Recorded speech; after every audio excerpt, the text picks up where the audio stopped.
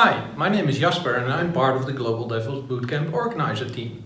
In this little video I'm going to explain to you how we came up with the registration process for this event.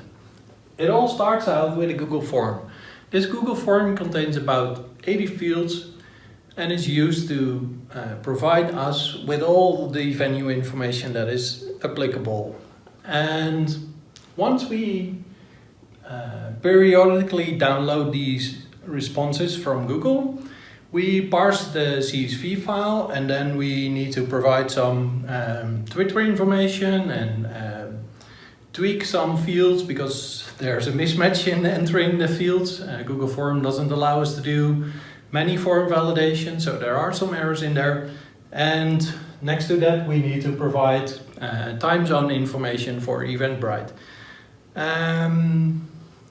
Next to that, we are going to create an Eventbrite event. And we have created a PowerShell script for that. And with those PowerShell scripts, we are able to talk to the REST API of Eventbrite, which isn't that good, but we are able to pull it off in most part.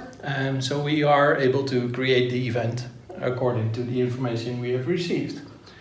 In order to be able to work with Eventbrite with 90 venues across the world, we need particular accounts. Not everybody can share our account, so we want to be in control of all of the Eventbrite content, but we want to provide the venues with their own information so they can tweak this content themselves.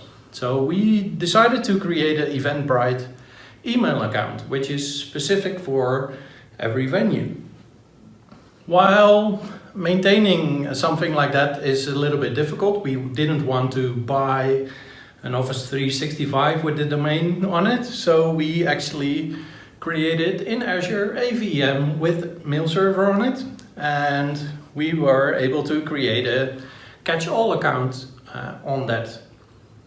And with that information, we were able to activate and receive the Eventbrite mails and able to set the password for the particular venue's Eventbrite account. After processing that information, we stored the database. So we put all of that registration information into a SQL Azure database so that we can process and keep track of the statuses along the way. Registration process is up for a couple of months, so we need to safeguard that information for quite a while.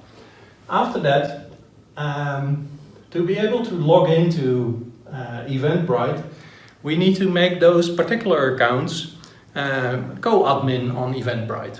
While there is no Eventbrite API for that, together with Rob, my colleague from Xpert, we have created an automated UI test that we actually trigger from a console application. And from that console application, we run a UI test that adds all the co-administrators to the Eventbrite website.